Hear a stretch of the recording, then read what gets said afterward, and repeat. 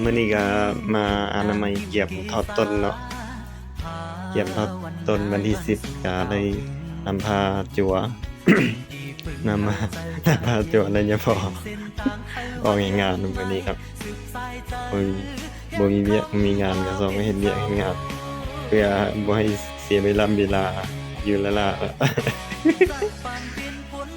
ออกเฮ็ดงานให้มันสะอาดอันใดเขาสะอาดแม่นหยังความสะอาดแม่นไผก็อยากเข้าใกล้นะว่าแล้วกันเนาะ อันนี้ว่าแล้วก็จบไปว่าได้ออกตนยมว่าหอมเป็นเจ้าสถานออกตนสามัคคีเด้อย้อนมาร่วมแม่เด้อมาร่วมนำแน่เด้อมาเบิ่งมามอยมาชมมาเบิ่ง เป็นจังได๋ก็มาเบิ่งเด้อนี่ออกให้งานสามัคคีเนาะ